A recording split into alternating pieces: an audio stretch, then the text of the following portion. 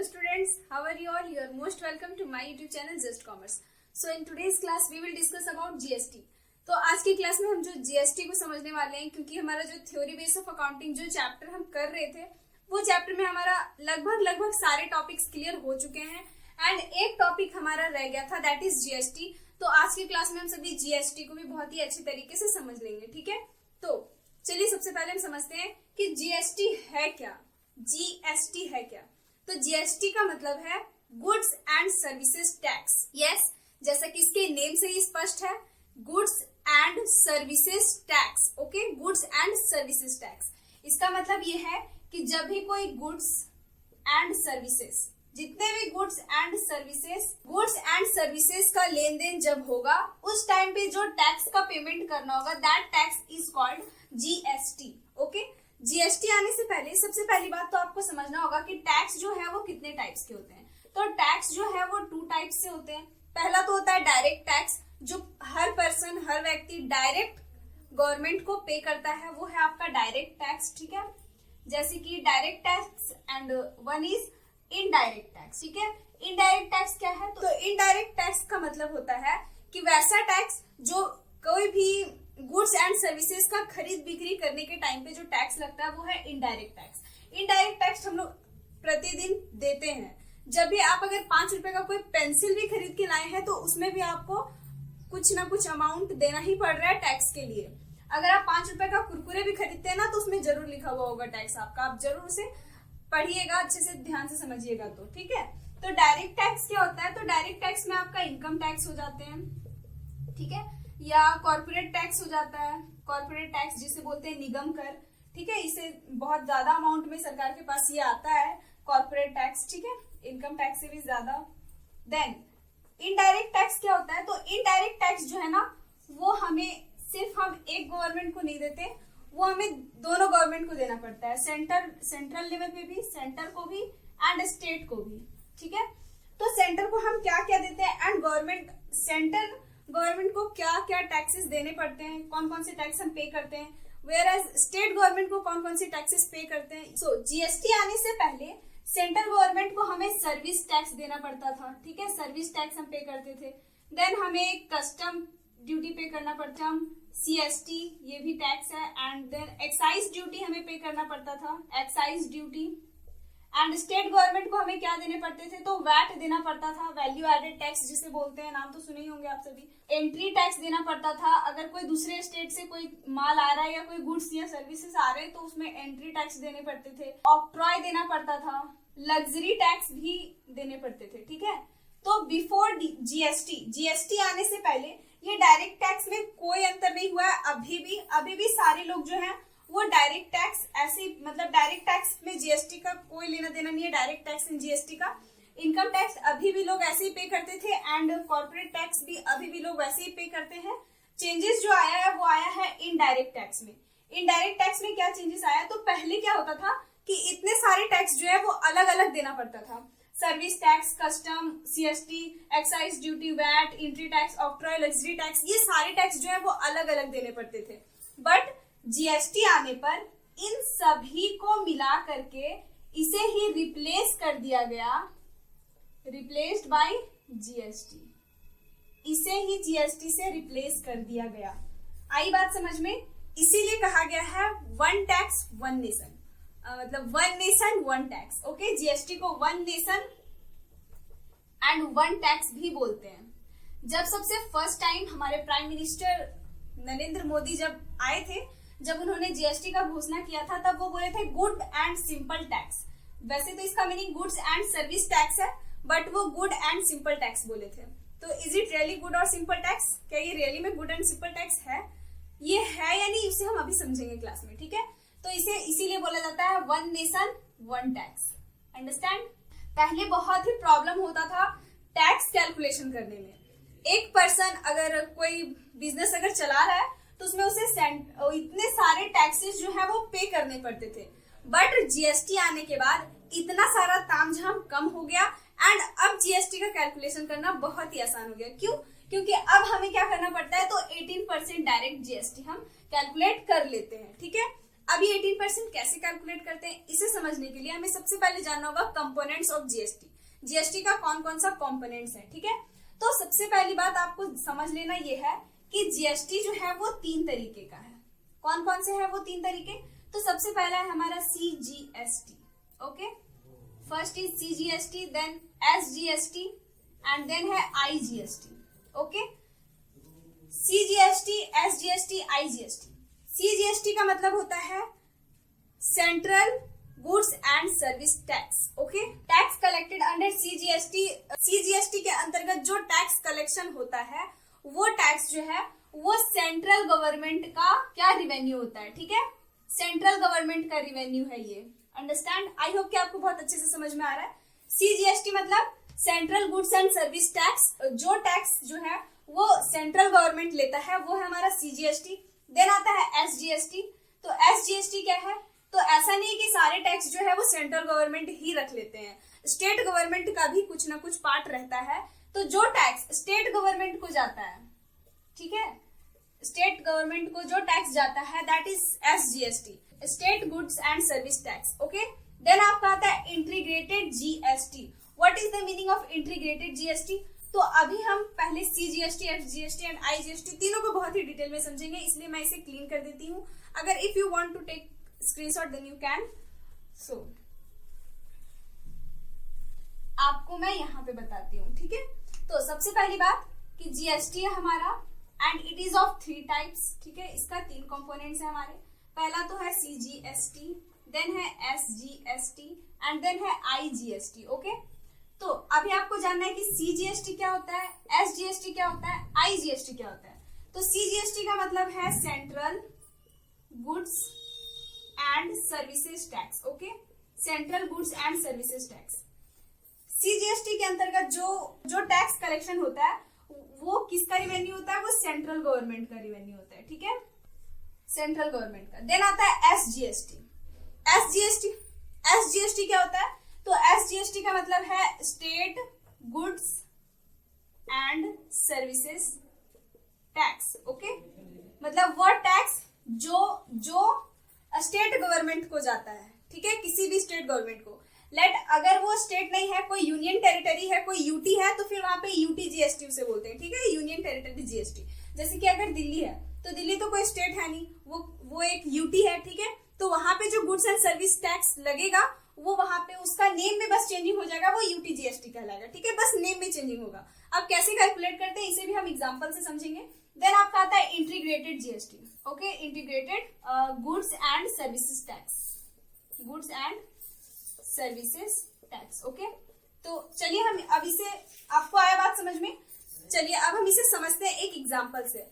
Late X is a person, ठीक है, X is a person and X जो है वो अपना मतलब एक्स का कोई बिजनेस है एंड एक्स कहाँ का है? मान लेते हैं कि एक्स जो है वो बिहार का है, ओके। लेट एक्स बिहार का है एंड एक्स ने अपना सामान को वाई को सेल किया।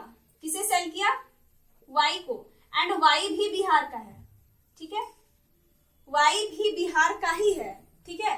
तो यहाँ पे जो जीएसटी लागू होगा वो कौन सा जीएसटी होगा? तो यहाँ पे ऐसा है क्या कि तीनों जीएसटी देने पड़ते हैं? नहीं, कोई भी गुड्स एंड सर्विसेज का जब लेन देन होता है तो वहां पे कोई भी 2 जीएसटी ही देने पड़ते हैं, ठीक है। तो हेयर हमें बस 2 ही जीएसटी देना है। अब आप बताओ कि सीजीएसटी देंगे, एसजीएसटी देंगे या आईजीएसटी देंगे?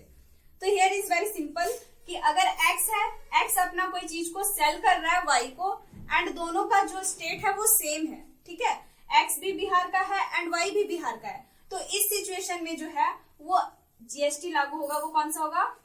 CGST and SGST.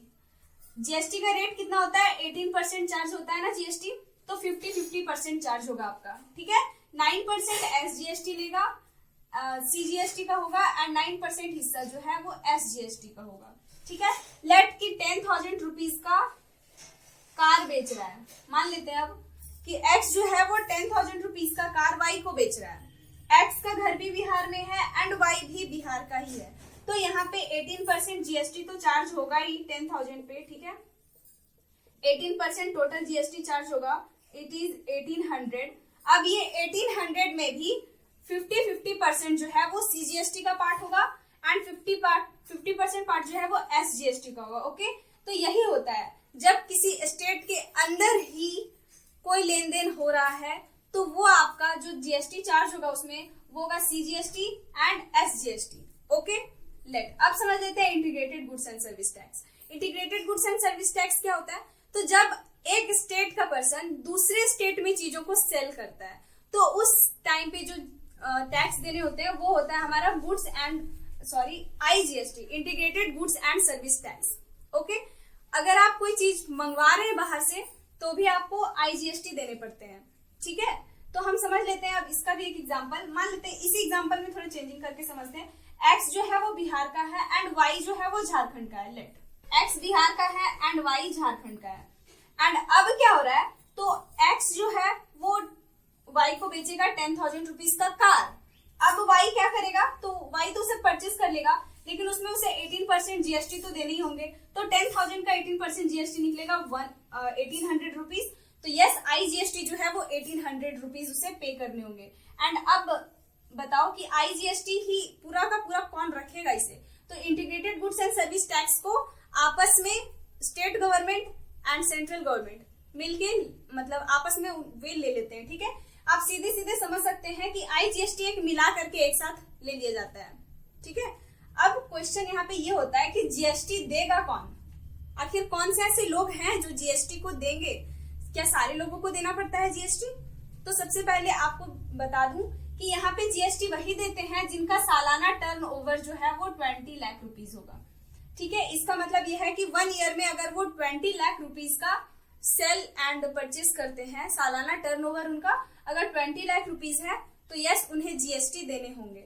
ठीक है, एंड वन मोर थिंग, अगर ये तो हो गया पहला category, first category. Second category, अगर आप ऑनलाइन कुछ भी कर रहे हैं, अगर आप ऑनलाइन कुछ भी चीज सेल कर रहे हैं, क्यों ना आप 1 रुपया का ही चीज सेल कर रहे हैं ऑनलाइन, तो वहां पे ये रूल लागू नहीं होगा, वहां पे आपको GST देने होंगे 18% रुपीज। क्यों? क्योंकि आप ऑनलाइन कर रहे हैं। ठीक है, ये कुछ रूल्स हैं। और कुछ स्टेट ऐसे भी हैं जहां पे GST जो लागू होने का दर है वो 10 लाख भी है। ठीक है, कुछ स्टेट्स में ये अलग अलग भी है। ठीक है, तो यहाँ पे सेकंड, आप जब ऑनलाइन पे करेंगे, मतलब ऑनलाइन जब कोई काम करेंगे, ऑनलाइन कोई चीज गुड्स कोई सर्विस या गुड्स को सेल करेंगे तो उस टाइम पे भी आपको 18% GST लगेगा। देन एक और चीज यहाँ पे है, अगर आप एक स्टेट से दूसरे स्टेट में बिजनेस कर रहे हैं, ठीक है, लेट मान लेते हैं कि एक स्टेट से दूसरे स्टेट में चीजों को बेच रहे हैं, भेज रहे हैं, सेल कर रहे हैं, तो वहां पे भी आपको फिर GST देना पड़ेगा। ओके, आई बात समझ में? आई होप कि आपको बहुत ही अच्छे तरीके से समझ में आ रहा है। तो ये था आपका GST and some components of GST। GST क्या है? तो GST is a goods and services tax. ठीक है, ये एक डेस्टिनेशन टैक्स है जो कि पहले का बहुत सारा लेंदी सा मतलब कि GST कैलकुलेशन को शॉर्ट कर दिया है। ठीक है, मतलब बहुत सारा अलग अलग जो टैक्स देने पड़ते थे उन्हें कम कर दिया गया एंड बहुत ही आसान एंड सिंपल लेवल में टैक्स है ये हमारा। ठीक है, it is called one nation one tax. ठीक है, मोदी जी जब आए थे तो इसे वन नेशन वन टैक्स बोला गया था इसे। And goods and service tax तो इसका रियल नेम है, बट मोदी जी आए थे तो इसे गुड एंड सिंपल टैक्स बोले थे। यस, ये एक तरह से गुड भी है एंड सिंपल टैक्स भी है, क्योंकि पहले इतने सारे टैक्सेस का कैलकुलेशन करना पड़ता था अलग अलग, बट जब से GST आया है तब से इतने सारे टैक्स का कैलकुलेशन नहीं करना पड़ा। एंड पहले वन नेशन वन टैक्स नहीं होता था, मतलब पूरा ऑल ओवर कंट्री में एक ही टैक्स लगे ऐसा भी नहीं था। कोई स्टेट अपना अलग टैक्स ले रहा, कोई स्टेट अलग टैक्स ले रहा, इस तरीके से होता था। ठीक है, तो अगर कोई फॉरेन कंट्री मतलब कि कोई दूसरे कंट्री के लोग जो है वो अगर यहाँ पे आके बिजनेस करना चाहते थे तो यहाँ पे बिजनेस बैठाने पर, यहाँ पे बिजनेस लगाने पर उन्हें सेम चीज को बेचने से कहीं से बहुत ज्यादा प्रॉफिट मिल रहा था एंड कहीं पे बेचने पर उन्हें ज्यादा टैक्स पे करना पड़ रहा था। ठीक है, तो ये भी अच्छा नहीं था। इसीलिए ये एक तरह से हम बोल सकते हैं कि अच्छा है हमारे नेशन के लिए। ठीक है, हमारे कंट्री के लिए ये बहुत ही अच्छा टैक्स है। ठीक है, that is goods and service tax. Okay, then CGST, SGST, components of GST हम जाने एंड हम ये भी जाने कि कौन GST पे करेगा। ठीक है, तो ये हमारा कुछ बेसिक सा रूल था GST का। ठीक है, इतना सारा बात को समझने के बाद आई होप कि आपको अब तो समझ में आ ही गया होगा कि GST का क्या कैरेक्टरिस्टिक है। ठीक है, GST का क्या कैरेक्टरिस्टिक है। तो जीएसटी का कैरेक्टरिस्टिक क्या है? तो it is very common and it is very common, सबसे अच्छा ये कि एक कॉमन टैक्स है। एंड इसका ये भी कैरेक्टरिस्टिक हो सकता है कि एक जीएसटी का मिनिमम रेट जो है वो 2 से अधिक नहीं होगा, ठीक है। आपको 2 ही जीएसटी पे करने होंगे, या तो आप सीजीएसटी करेंगे या एसजीएसटी करेंगे, इस तरीके से होगा, ठीक है। ये हो गया। एंड अगर आप ध्यान से क्लास किए होंगे तो आपको पता चला होगा कि इसका कैरेक्टरिस्टिक जो है वो बहुत सारा कैरेक्टरिस्टिक आप इसका खुद से भी बना सकते हैं, ठीक है। देन आपसे अब अगर बोला जाए कि इसका क्या क्या एडवांटेजेस है, जीएसटी आने से क्या क्या फायदा हुआ है, ठीक है। तो सबसे पहला तो 1 नेशन 1 टैक्स, पूरा ऑल ओवर कंट्री का एक ही टैक्स लग रहा है, जीएसटी एक साथ लग रहा है। आज जितना टैक्स आप यहाँ पे बिहार में आपको जितना टैक्स देना पड़ेगा, उतना ही टैक्स आप झारखंड में भी देंगे, उतना ही टैक्स आप यूपी में भी देंगे। वो अलग बात है कि कोई कोई ऐसे क्षेत्र हैं जिनमें अभी जीएसटी लागू नहीं है, जैसे कि गैस हो गया या फिर पेट्रोलियम, जैसे डीजल पेट्रोल, ये सब, इसमें जीएसटी हमें नहीं देना पड़ता है, मतलब इसमें जीएसटी नहीं लगता है। अब इसीलिए इनका रेट जो है वो कुछ स्टेट में अलग एंड कुछ स्टेट में अलग है, ठीक है, तो वो अलग है। ये हो गया। एंड यस, ये इतना बड़ा टैक्स कैलकुलेशन को भी कम किया है। आपकी जानकारी के लिए आपको बता दें कि पहले 70 अलग अलग टैक्सेस जो हैं वो कैलकुलेट किए जाते थे, 17 टैक्स को मिला करके एक जीएसटी तैयार हुआ है, ठीक है। एंड इससे आपका गवर्नमेंट का मतलब कि, और देखिए आपको यहाँ पे समझना ये है कि गवर्नमेंट जो है, जो सरकारें होती है, इनका इनकम स्रोत क्या है, इन्हें इनकम कहाँ से मिलता है? तो यस, इन्हें इनकम जो है ना वो टैक्स से ही मिलता है। इनका जो ये जितने भी गवर्नमेंट एम्प्लॉयज हैं, जितने भी सरकारी जॉब वाले लोग हैं, इन सभी को सैलरी कहाँ से मिलता है? तो हमारे टैक्सेस से ही मिलते हैं। फ्री का राशन मिलता है, वो कहाँ से मिलता है? हमारा टैक्स का पैसा से ही मिलता है, ठीक है। तो इसलिए सभी लोगों को टैक्स देना चाहिए, छुपाना नहीं चाहिए किसी को, ठीक है। तो आपकी जानकारी के लिए आपको बता दें कि जीएसटी आने के बाद सरकार का रिवेन्यू भी इंक्रीज हुआ है, ठीक है। तो ये था हमारा जीएसटी का कुछ क्लास। अब ऐसा नहीं कि सारी चीजों पे जीएसटी लगा हुआ है, जैसे कि खाने पीने का चीज हो गया, राइस, व्हीट, इन सभी पे 0% जीएसटी है।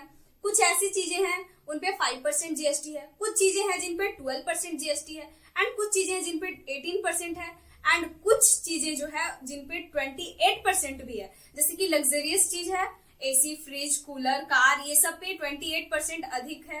देन 18% वाले में सबसे अधिक प्रोडक्ट्स आते हैं, बाकी सारे प्रोडक्ट्स जितने भी अधिक हैं, कोई क्रीम आप यूज कर रहे हैं वो हो गया, अगर आप कोई क्रीम यूज कर रहे हैं या फिर एक्स्ट्रा जितना, मतलब कि 18% वाले में बहुत ज्यादा है, बहुत ज्यादा चीजें, सबसे ज्यादा चीज जो है वो 18% वाले में ही है। फिर है 12%, तो 12% में आपका घी हो गया, मिल्क हो गया, ये सारी चीजें आती है। मतलब बहुत सारा चीज है। अब ऐसा तो पॉसिबल नहीं है कि सारी चीजों को मैं बता दूं एक क्लास में कि कौन कौन सा चीज पे कितना % जीएसटी लग रहा है, ठीक है। तो अगर आपको जानकारी लेना है तो आप इसे गूगल कर सकते हैं, सर्च कर सकते हैं, जानकारी आपको मिल जाएगा, ठीक है। आपके हाथ में फोन है, इसका मतलब कि आप दुनिया भर का जानकारी अपने पास ले सकते हैं, ठीक है। तो यहीं पे हमारा जीएसटी का class and theory base of accounting का क्लास खत्म होता है। एंड अगर आपको क्लास अच्छा लगा हो तो मेक श्योर कि आपने लाइक कर दिया, and if you are new to our channel then please do subscribe our channel. तब तक के लिए bye bye and take care.